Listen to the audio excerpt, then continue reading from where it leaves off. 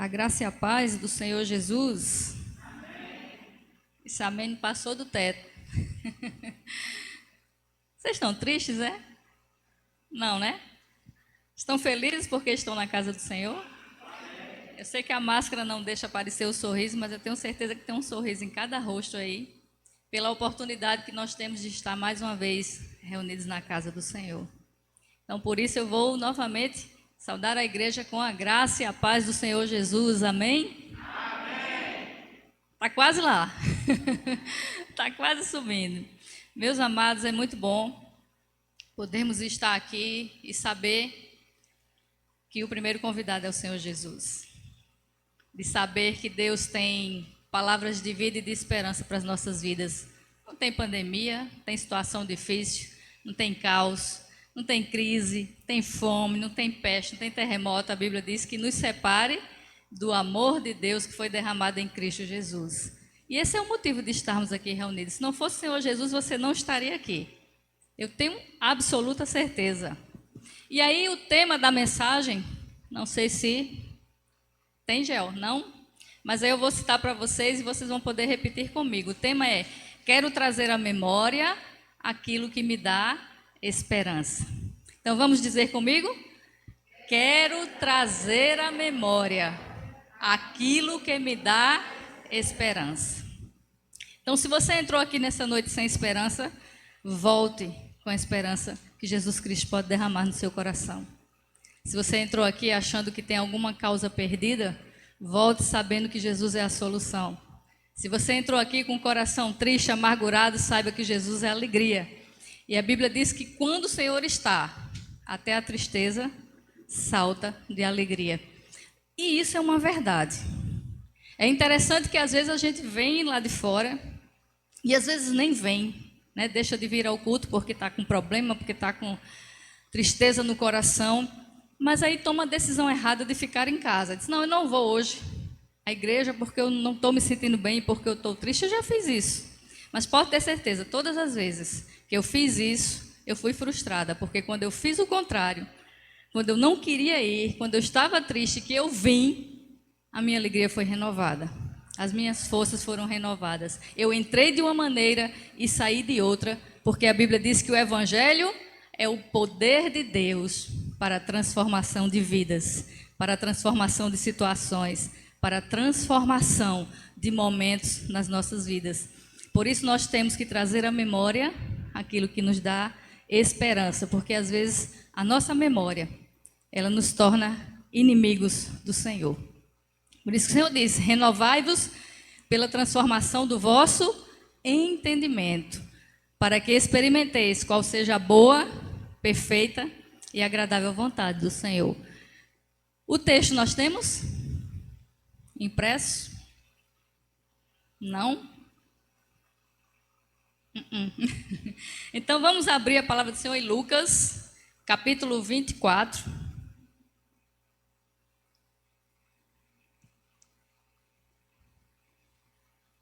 É um texto bem conhecido, né? Nós já debatemos muito aqui na igreja, mas eu gostaria de trazer no aspecto de renovar a nossa esperança. Fala da ressurreição de Cristo, Lucas capítulo 24. Vamos estar lendo dos versículos 1 ao versículo 12. Como você vai passar um tempo ainda sentado, se você quiser ficar de pé, em reverência à leitura da palavra, eu vou estar lendo os versículos ímpares, e a igreja pode ler os versículos pares, mesmo na sua versão. E no primeiro dia da semana, muito de madrugada, foram elas ao sepulcro, levando as especiarias que tinha preparado. Igreja. E entrando, não acharam o corpo do Senhor Jesus.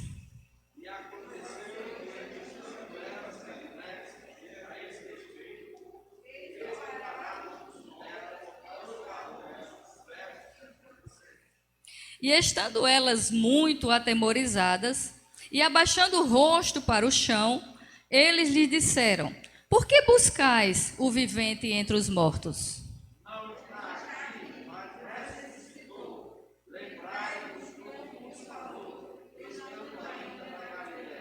dizendo: convém que o Filho do Homem seja entregue nas mãos de homens pecadores e seja crucificado, e ao terceiro dia ressuscite. E voltando ao sepulcro, anunciaram todas essas coisas aos 11 e a todos os demais.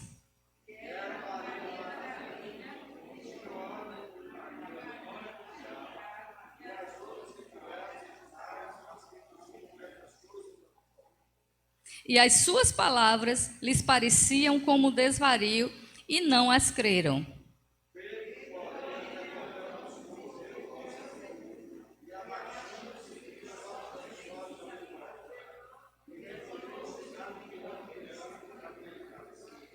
Eu gostaria que todos repetissem comigo o verso 8. E lembraram-se das suas palavras. Vamos orar nesse momento. Senhor, nosso Deus e Pai, nos colocamos mais uma vez diante da Tua presença. Aqui, Senhor, não é outro lugar senão a casa do Senhor. Está aqui, Senhor, ó Deus, as vidas diante da Tua presença. A Tua palavra, ó Deus, está sendo exposta e nós pedimos a ação e o poder do Espírito Santo para penetrar na mente e no coração, trazendo vida, Senhor, aquilo que está morto nas nossas vidas. Que o Senhor, ó Deus, possa adentrar, renovando, ó Deus, a esperança que há em nós. E a Tua palavra diz que é Cristo em nós, a esperança da glória.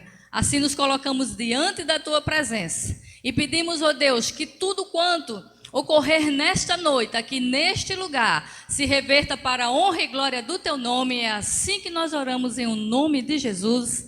Amém. Graças a Deus, louvado seja o nome do Senhor. Quero trazer à memória aquilo que me dá esperança.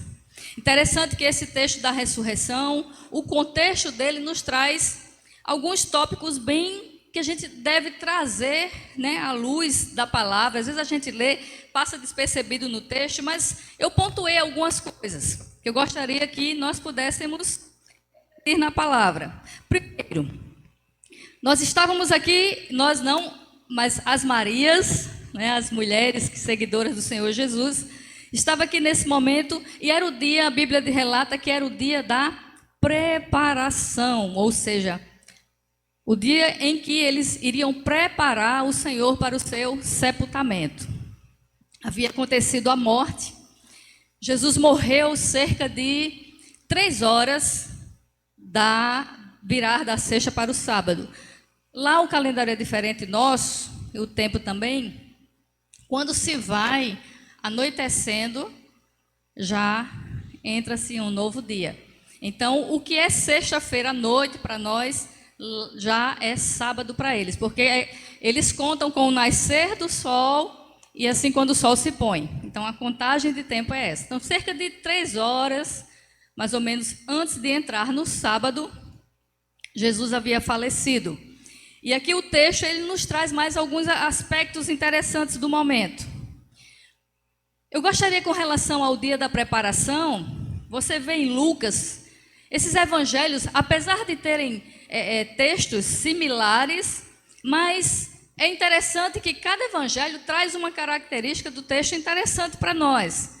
E eu gostaria de fazê-los lembrar, quando vocês estiverem fazendo o estudo da palavra em casa, meditando, quando você lê algo em um evangelho, procura ler a mesma passagem no outro evangelho, porque você vai ter detalhes que você não tinha lido naquele texto. Veja só o que diz Marcos capítulo 15.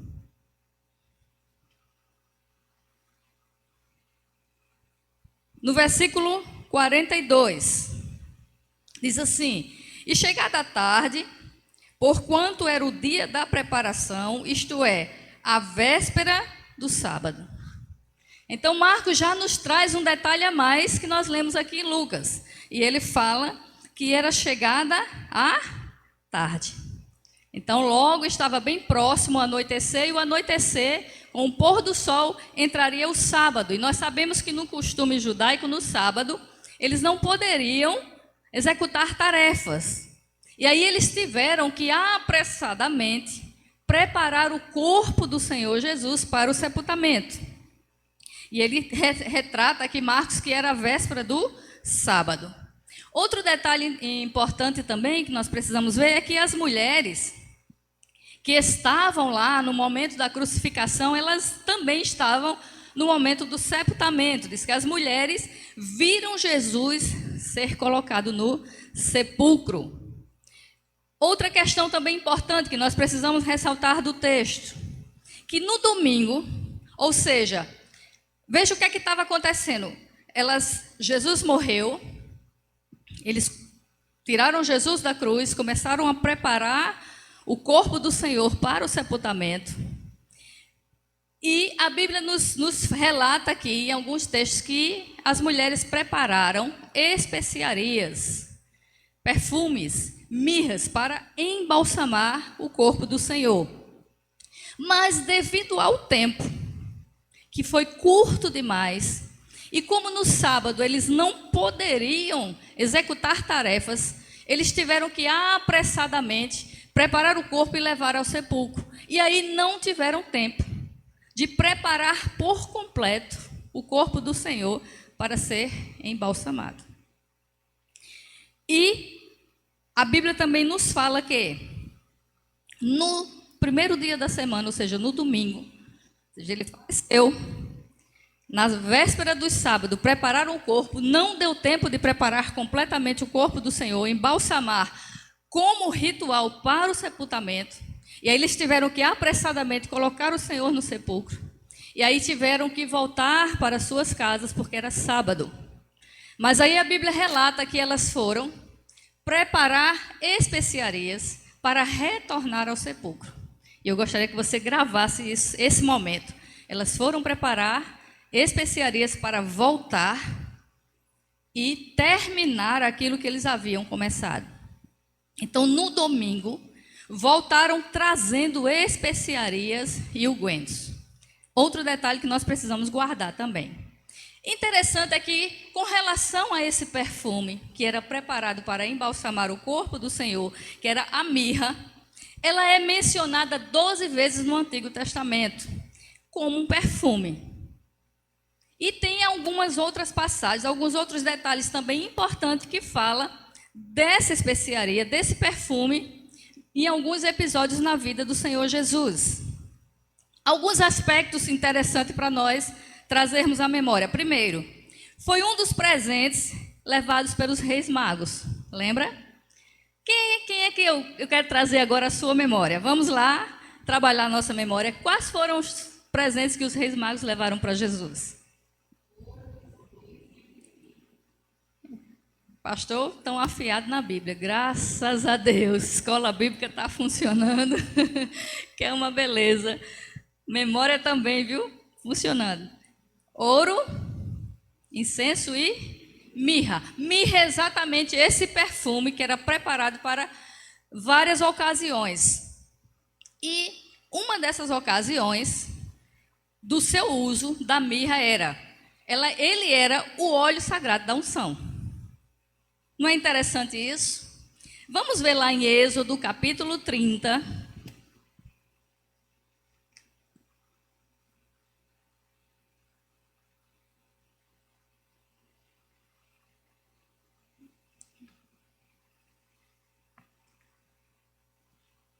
Êxodo, capítulo 30, verso 23. Diz assim: Tu, pois, toma para ti das principais especiarias, da mais pura mirra, 500 siclos, e de canela aromática a metade, a saber, 200 siclos. E de cálamo aromático, 250 siclos. E de cássia, 500 siclos, segundo o ciclo do santuário, e de azeite de olivas, 1 rim. E disto farás o azeite da santa unção, o perfume composto, segundo a obra do perfumista, este será o azeite da santa unção. Interessante que a mirra, ela já está presente aqui no Velho Testamento. Esse perfume que era o costume à época. Inclusive, dizem os historiadores, diz que era um perfume que exalava um cheiro muito agradável e onde se passava, se deixava o rastro do perfume. Sabe aqueles perfumes que quando você passa, geralmente os homens, que gostam de um perfume mais forte, eu lembro, quando eu era criança, que tinha um adulto já, eu bem criança, brincando na rua, E toda vez que ele passava, ele chamava atenção, e toda a garotada virava, porque quando ele passava, ele saía deixando o rastro do cheiro do perfume. E aí a gente corria até ele, todas as crianças, e dizia: ei, qual é o perfume que você usa? Porque ele passava na chave aquele perfume. E era exatamente um dos objetivos desse perfume, era ter um mau cheiro dos defuntos. Então, embalsamava. Se você lembrar da passagem de Lázaro, quando Deus o ressuscitou, a Bíblia relata que ele estava envolto em faixas. Cada faixa daquela, eles embalsamavam. E interessante que para o sepultamento, não era um tipo de óleo. O óleo, ele era feito exatamente para ungir, que foi a questão do rei Davi, quando Deus disse: olha, vai lá, vai, eu escolhi alguém, vai ungir, derramou o óleo da unção. Mas no caso do sepultamento, eles usavam as folhas da mirra. E aí eles enchiam, colocavam as faixas, enchiam com as especiarias, e aí poderia se prolongar muito mais tempo, exalando aquele cheiro maravilhoso para que não pudessem sentir o odor, né, desagradável. Hoje, no nosso contexto, nós sabemos que quando se prepara um corpo, né, para o sepultamento, para o velório, eles enchem de flores. Então, aquelas flores é exatamente para abafar o mau cheiro que o corpo vai deteriorando, e aí vai exalando aquilo que realmente faz com que a gente, corra, não consiga ficar perto para se fazer o velório.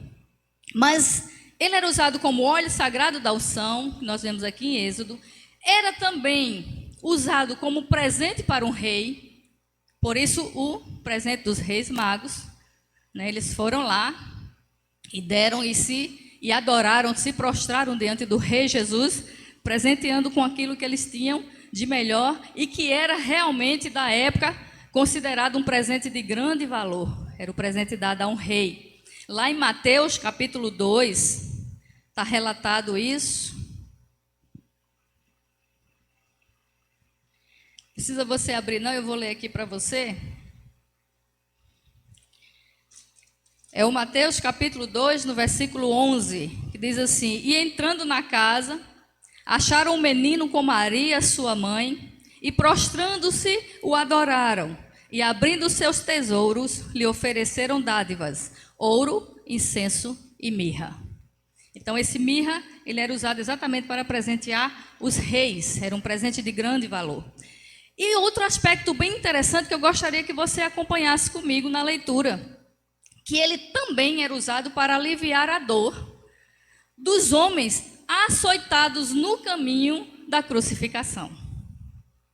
Interessante esse aspecto, não é? Eu não sei se você já ouviu falar, mas ele era usado.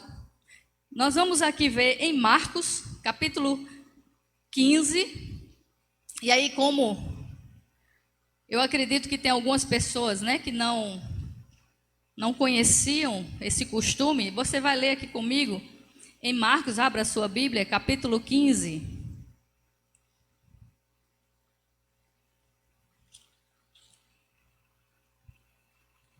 A partir do versículo 21, e diz assim: e constrangeram um certo Simão Cirineu, pai de Alexandre e de Rufo, que por ali passava, vindo do campo a que levasse a cruz.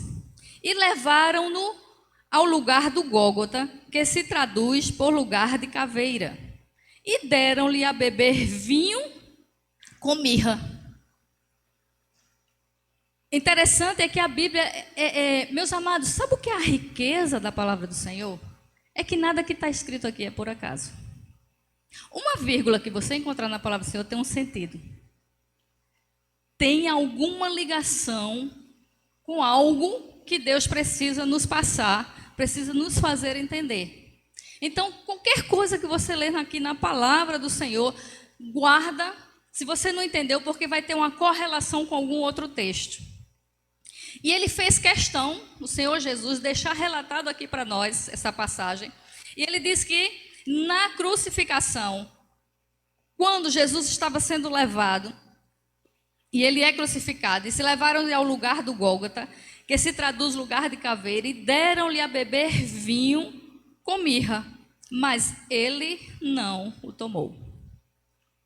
Quando a Bíblia diz, mas ele não tomou, sabe por quê? Há um grande significado espiritual dessa passagem. Porque este óleo, ele serviria para aliviar a dor.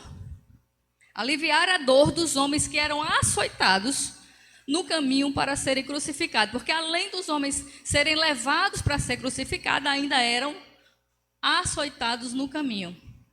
E este óleo, ele serviria para amenizar a dor. E a Bíblia relata que Jesus não quis tomar. E aí você deve pensar, mas por que Jesus não quis tomar? A Bíblia diz que ele levou sobre si as nossas dores, as nossas enfermidades, as nossas angústias, os nossos medos, as nossas frustrações. O castigo que nos traz a paz estava sobre ele. E aí Jesus teria que vivê-lo completamente. Jesus teria que tomar sobre ele a minha e a sua dor. Jesus teria que levar sobre ele a dor que nos estava proposta. E ele não quis tomar, porque ele não quis aliviar a dor. Ele teria que levar até o fim. Por isso ele teve autoridade para chegar diante do Pai e dizer: Pai, está tudo consumado. Ele levou sobre si as nossas dores e enfermidades. E pelas suas pisaduras nós somos sarados. Enquanto nós, como seres humanos, fugimos das dores causadas neste mundo, e até em muitos momentos das nossas vidas blasfemamos contra o Senhor, Deus, que sendo justo, o justo pelos injustos, sofreu as dores que estavam designadas para mim e para você, e nem alívio ele quis tomar. Isso é a maior prova de amor. Deus amou o mundo de tal maneira. Então Deus nos amou de tal maneira que ele sofreu até o fim. Sofreu até a última gota. A Bíblia diz que lá no céu, quando nós chegarmos diante da presença dele, não haverá choro, tristeza e nem dor, porque ele levou sobre si. E nesse aspecto, todos os aspectos que está relacionado ao óleo, a Bíblia traz algo interessante. Apesar da boa intenção que essas mulheres tiveram de ir ao sepulcro, eu gostaria que você fizesse uma pergunta para você nessa noite. O que essas mulheres queriam? Indo ao sepulcro no domingo, Jesus já estava enterrado, Jesus já estava, a pedra já tinha sido removida, já estava lá no lugar, já tinha sido colocada, ele já estava no sepulcro. Passaram o sábado em casa, a Bíblia relata que elas prepararam essas especiarias para voltar lá. E a pergunta é, o que elas queriam? Levando especiarias para um que já estava morto. Já estava no sepulcro e a pedra colocada no lugar. Então, apesar das boas intenções, ungir o corpo de Jesus, mesmo após o seu sepultamento, seria plausível? Será que seria plausível alguém chegar, desenterrar, tirar do sepulcro, para terminar de embalsamar, porque não teria condições de fazê-lo, porque estava entrando o sábado? Apesar das boas intenções, ungir o corpo de Jesus, mesmo após o seu sepultamento, seria plausível? Aspectos positivos da atitude dessas mulheres.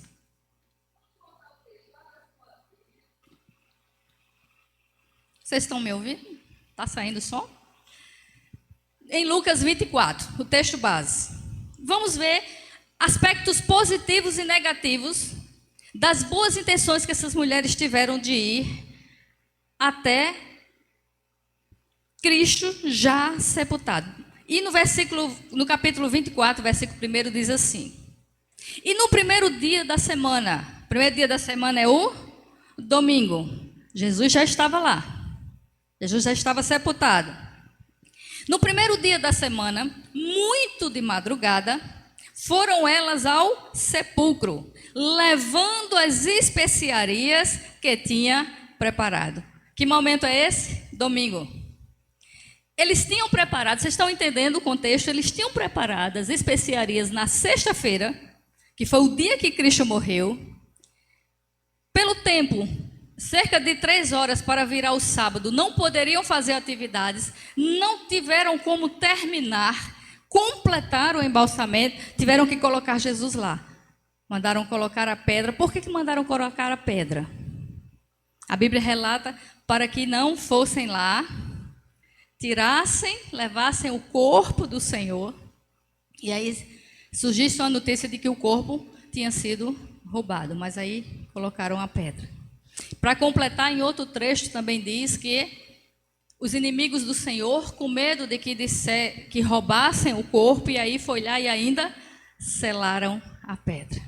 Mas a Bíblia aqui diz que no domingo, dia da semana, muito de madrugada, elas foram lá levando as especiarias, e a pergunta fica: por que embalsamar Jesus se ele já estava no sepulcro?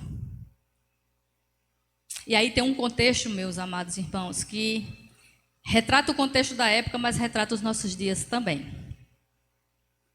A lei dizia que no sábado não se poderia fazer atividades, e elas estavam cumprindo a lei. Mas também foi por causa da lei que a igreja entrou em muitos momentos de conflitos, de aflições. Inclusive a Bíblia diz que eles se reuniam e debatiam acerca da lei, do que deveria se continuar da lei, do que deveria se modificar da lei. Nós sabemos que quando Cristo vem, a Bíblia chama agora que entra um período chamado graça. Então nós temos aqui o período nós saímos da lei, que é o Velho Testamento, para a graça. Então a lei se cumpre em Cristo Jesus. Não há mais necessidade daqueles rituais da lei. E nessa transição, eu acredito que o Senhor Jesus, Deus, na sua infinita sabedoria e querendo nos ensinar algo novo, Ele permite exatamente o Senhor morrer a poucas horas do momento do sábado, para que o povo começasse a entender que a lei finda em Cristo Jesus. E agora nós entramos num período chamado graça do Senhor. A Bíblia diz: pela graça sois salvos mediante a fé. Isso não vem de vós, é dom de Deus, não vem das obras, para que ninguém se glorie. E nós podemos imaginar, gente, o desespero dessas pessoas, dizer: como nós vamos fazer agora? O Senhor está lá sepultado, mas nós precisamos preparar o corpo do Senhor, porque seria desonroso para o contexto, a cultura da época, não preparar adequadamente o corpo para o sepultamento.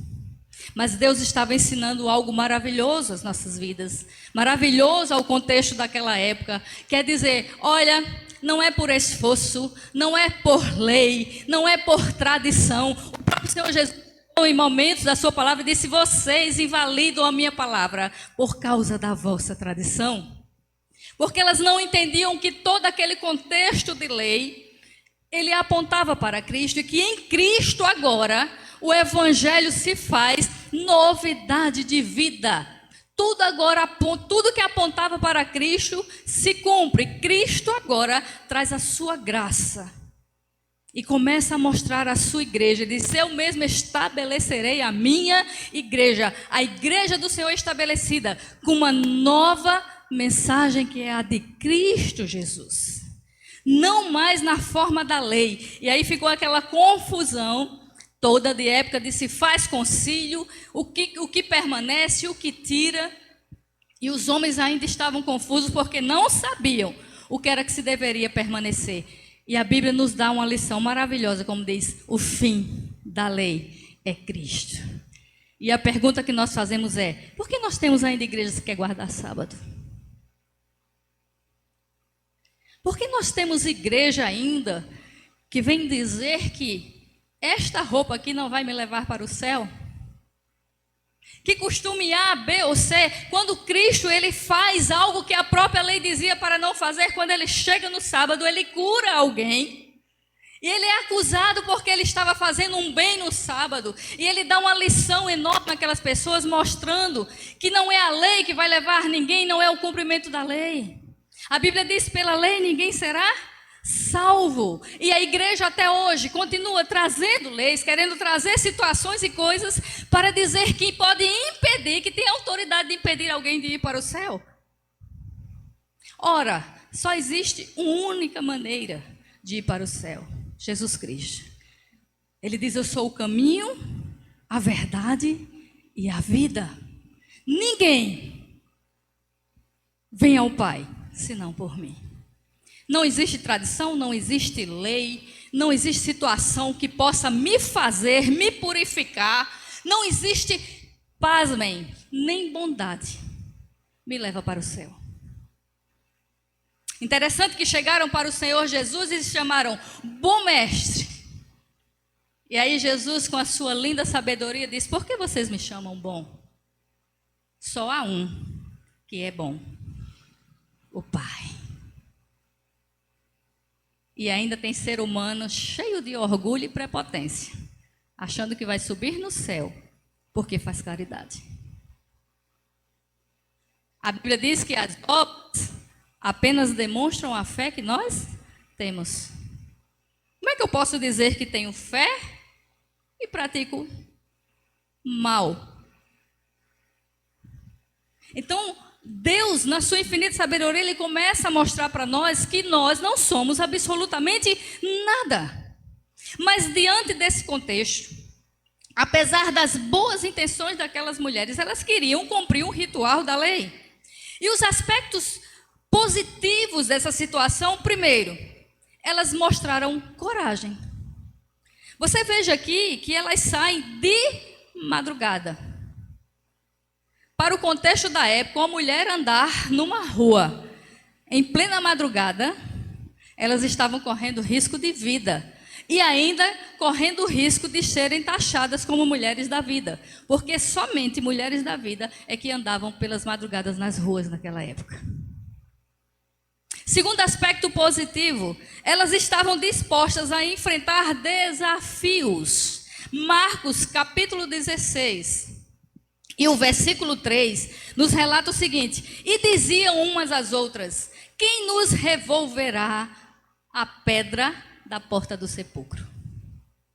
Interessante é que elas saem para cumprir uma tarefa da qual a lei lhe mandava fazer. A cultura da época lhe mandava fazer. Elas queriam realmente dar um sepultamento de honra ao Senhor Jesus. Então elas tinham todas as boas intenções do mundo, todas as boas intenções do seu coração, todo amor, toda dedicação ao Senhor. E aí, por causa disso, elas indagavam o caminho: quem nos removerá a pedra? Por que elas indagavam? Porque elas estavam no momento em que Jesus foi sepultado. E elas viram quando a pedra foi colocada. Agora imagine uma pedra fechando aqui uma porta dessa que dava entrada ao sepulcro. E 3 mulheres teriam força para remover essa pedra? Não. Mas mesmo assim, elas não deixaram de ir. Este é o aspecto positivo da intenção que elas tinham. Mas nós temos um aspecto negativo que talvez se passe despercebido: a dificuldade de crer nas palavras do Senhor Jesus. Às vezes nós nos cercamos de tanto legalismo que temos dificuldade de aceitar a simplicidade do Evangelho. Às vezes a gente aponta situações: se eu tivesse lá, eu fazia diferente. Será? Nós estamos hoje aqui servindo ao Senhor, mas será que nós agimos diferente? Ou nos deixamos cercar por todo um legalismo que nos afasta da verdade do Evangelho? E aí, esse aspecto aqui em Lucas 24, do verso 3, a Bíblia nos relata tremendamente uma orientação que o Espírito Santo traz e uma libertação ao coração daquelas mulheres. E diz assim: e entrando, não acharam o corpo do Senhor Jesus. E interessante é que elas vinham conversando o caminho de quem nos removerá a pedra. Mas a Bíblia relata que quando elas chegam lá, acharam a pedra do sepulcro removida. Quem lembra aqui quem removeu a pedra? Quem foi que removeu a pedra do sepulcro? O anjo. O Evangelho relata que vem um anjo do Senhor, acontece um grande terremoto, ele remove a pedra e ainda senta na pedra. E a Bíblia diz que aqueles guardas, que guardavam o corpo do Senhor ali para que não fosse roubado, eles tremeram diante daquela presença. Mas relata também que quando aquelas mulheres chegam, que encontram a pedra removida, dizia, aconteceu que estando elas perplexas, a esse respeito, eis que param junto dela 2 varões com vestes resplandecentes. E estando elas muito atemorizadas, e abaixando o rosto para o chão, eles lhe disseram, por que buscais o vivente entre os mortos? Por que buscais o vivente entre os mortos? E sabe o que a palavra nos ensina nesse momento? É que muitas vezes a vida que Cristo já nos deu, a vida que o Senhor já nos trouxe, a libertação que o Senhor já nos trouxe, nós ainda queremos nos cercar por coisas mortas, enfadadas ao esquecimento, como leis, como situações pudessem mudar o que Cristo fez por mim, por você. E a Bíblia diz, nada, absolutamente nada, poderá nos afastar do amor que foi derramado em Cristo Jesus. E esse amor foi derramado na cruz. A partir daquele momento que Jesus dá o brado de vitória, a palavra do Senhor diz que o véu do templo se rasga de alto a baixo. E agora eu e você temos acesso ao Pai. Podemos entrar diretamente à sua presença, mas o homem ele é tão cheio de coisas mortas que ele ainda continua procurando caminhos para chegar até o Pai. Procura ainda situações, pessoas, amuletos, coisas, estátuas, crendices para chegar diante da presença do Senhor, porque ainda nós temos uma visão baixa. E aqui diz, estando elas muito atemorizadas e abaixando o rosto para o chão. Por isso a Bíblia diz, olhando para Jesus, autor e consumador da nossa fé. E a Bíblia diz que Jesus está onde? Sentado à direita do Deus Todo-Poderoso. E nós ainda continuamos olhando para baixo, olhando para o chão, olhando para as coisas terrenas, olhando para as leis, olhando para os legalismos, as pessoas, as situações. E a Bíblia diz, olhando para Jesus, autor e consumador da nossa fé. E a Bíblia diz, ele está sentado à direita do Deus Todo-Poderoso e intercede por mim e por você. Mas a palavra ela é tão tremenda e maravilhosa que ela nos relata que enquanto elas estavam ligadas ainda às coisas que são da terra, elas olhavam para baixo. Mas aí ele faz a pergunta tremenda e maravilhosa: por que buscais o vivente entre os mortos? Por que buscais a solução naquele que não pode resolver? Quando nós temos um que tudo pode e que nenhum dos seus planos podem ser frustrados. E aí ele traz a palavra tremenda e maravilhosa e diz: ele não está aqui. Ele não está onde você está buscando. Ele não está nos políticos. A tua solução não está nessa terra.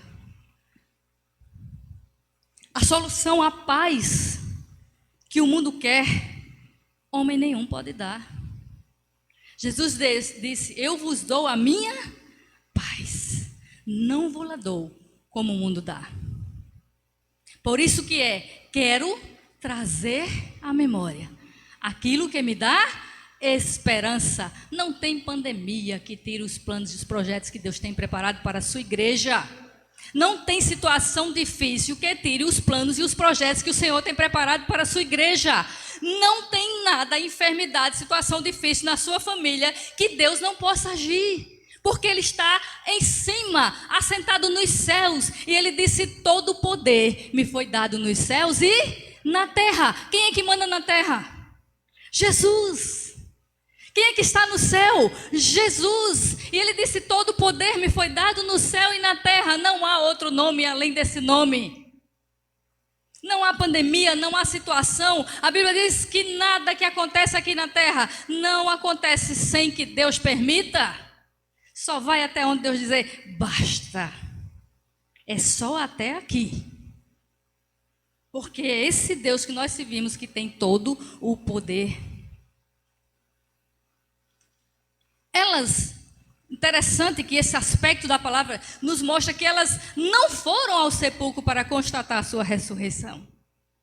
Mas elas foram lá para fazer uma homenagem póstuma, através de um ritual fúnebre, no qual se utilizava perfumes e essências, óleos aromáticos, e naquele momento que elas se deparam com a situação, a esperança se foi com a morte. Sabe por que elas foram ao sepulcro fazer o que no nosso contexto chama-se hoje velar o corpo? Porque a esperança da ressurreição havia morrido na morte de Cristo. E quando ele diz aqui que ele não está aqui, mas ele ressuscitou, ele fala algo tremendo e maravilhoso.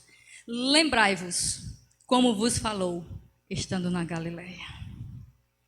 Quero trazer a memória, diga comigo, quero trazer à memória aquilo que me dá esperança. Coloca por terra agora tudo que tirou a tua esperança. E diz, eu quero trazer à memória. Por isso o Senhor Jesus trabalha na mente daquelas mulheres, dizendo a elas, lembrai-vos, traga a memória. Não deixe a situação fazer abafar aquilo que Cristo já venceu por você. Aquilo que Cristo já conquistou. A Bíblia diz que tudo que Jesus conquistou é direito nosso, é nossa herança. Eu pergunto a você, tem alguma coisa na sua vida que Cristo não tenha conquistado? Tem alguma coisa difícil que Cristo não possa fazer? Não existe nada que o Senhor não possa fazer nas nossas vidas.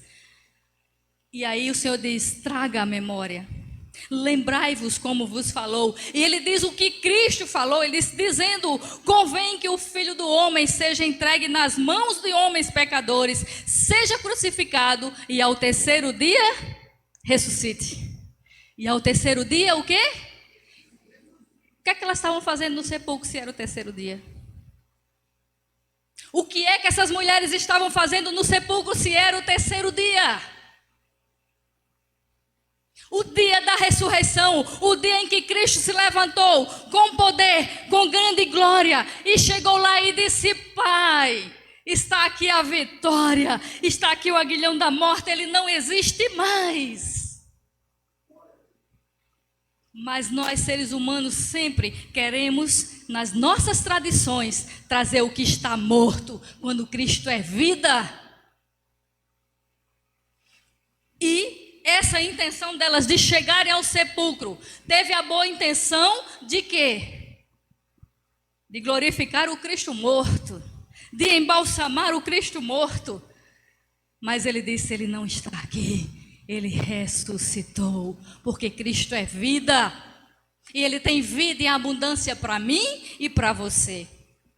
E no versículo 8 ele disse, e lembraram-se das suas palavras. Agora vejam a atitude de uma mulher renovada pelo poder da presença do Senhor, pelo poder da presença do Espírito. Uma mulher que sai, mesmo inventando desafios, mesmo enfrentando situações difíceis, calúnias, porque elas podiam ser caluniadas, que estavam pela madrugada na rua. Existia uma pedra enorme que, como mulher, elas não poderiam tirar. Qual é a pedra da sua vida que tem que ser removida? Entregue ao Senhor, que Ele retirará a pedra.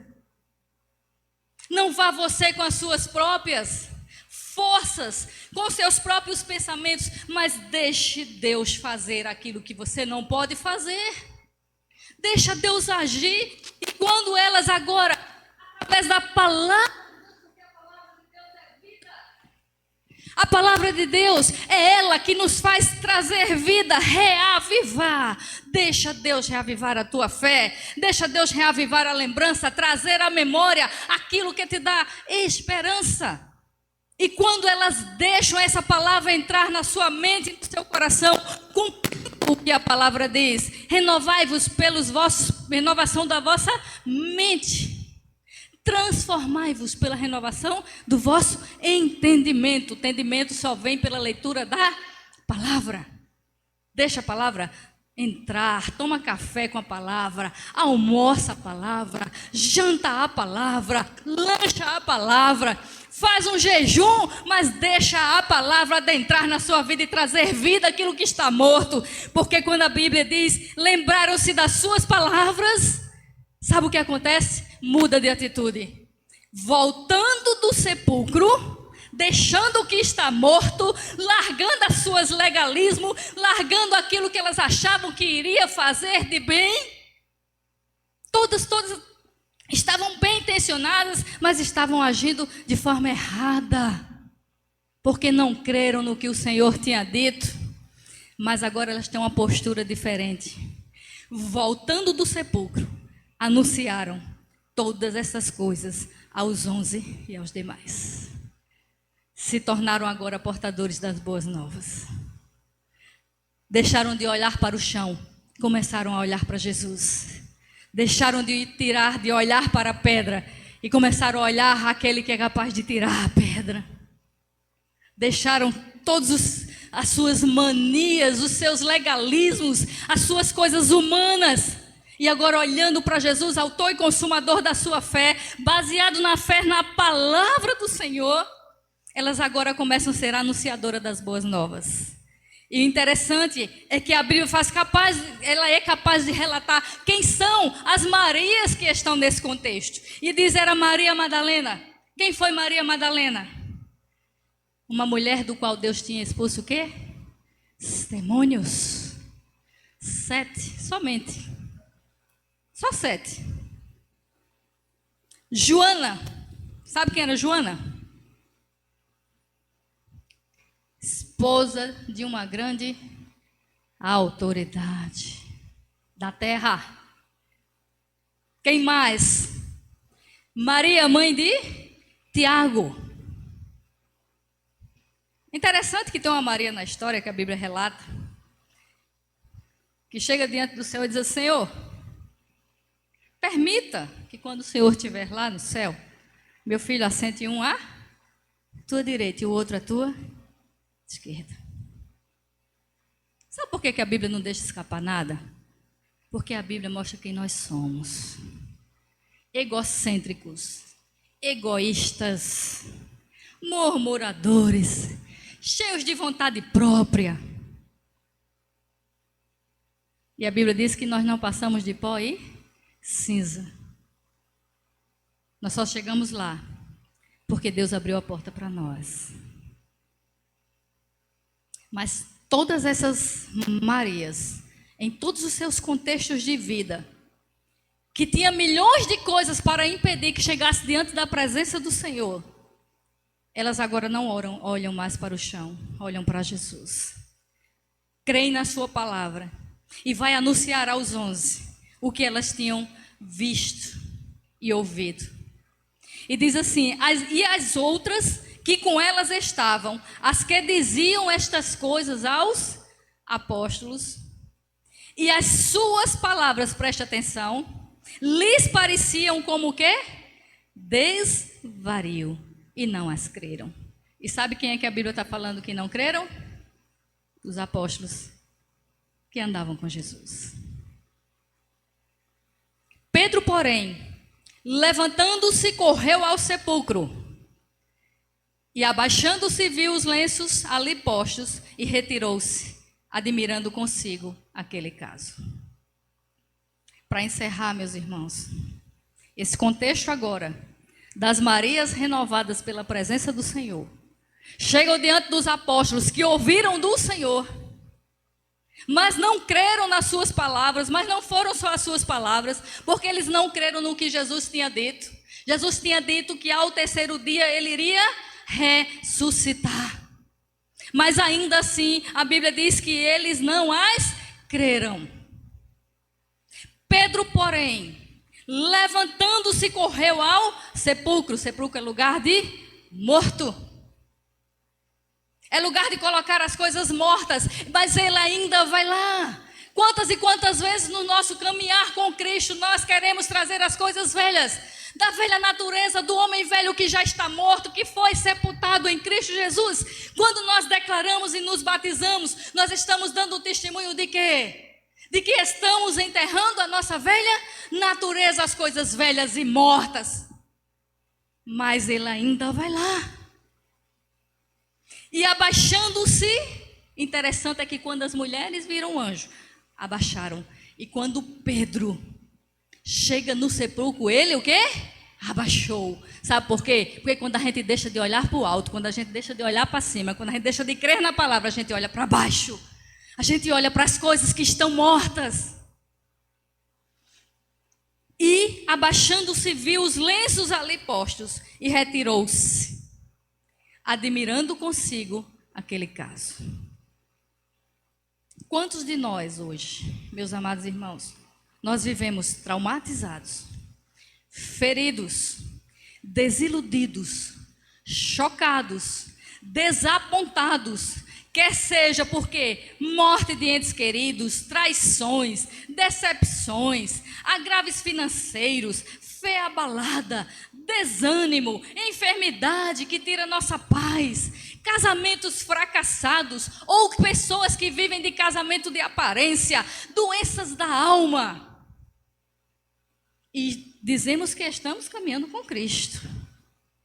Estamos caminhando com Cristo, mas muitas vezes queremos voltar ao sepulcro. Mesmo estando elas perplexas e atemorizadas, olhando para as circunstâncias para baixo e não para Cristo, que está lá em cima, a luz de Cristo veio e resplandeceu diante daquelas Marias. E ele pergunta: por que buscais o vivente entre os mortos? Que nessa noite você possa chegar diante da presença e dizer: Senhor, esquecendo-me das coisas que para trás ficam, sigo para o alvo, que é Jesus Cristo. Ele está à direita do Deus Todo-Poderoso e intercede por mim e por você. Nada, absolutamente nada nesse mundo pode nos separar do amor de Cristo Jesus, do amor de Deus que foi derramado lá na cruz. Ele não está lá. Ele ressuscitou. Deixa lá na sepultura. Deixa lá todas as tuas frustrações e renasça para Cristo, trazendo à memória aquilo que te dá esperança. Deus te abençoe, igreja. E faça renovar a tua fé nessa noite, sabendo que em Cristo Jesus somos mais do que vencedores. Deus te ama, nós também, e pode ter certeza, Cristo ainda mais. Um grande beijo no coração, que tenha uma semana de vitória, e que a paz de Deus, que excede todo o entendimento, seja hábito em teu coração, em nome de Jesus. Dirigente.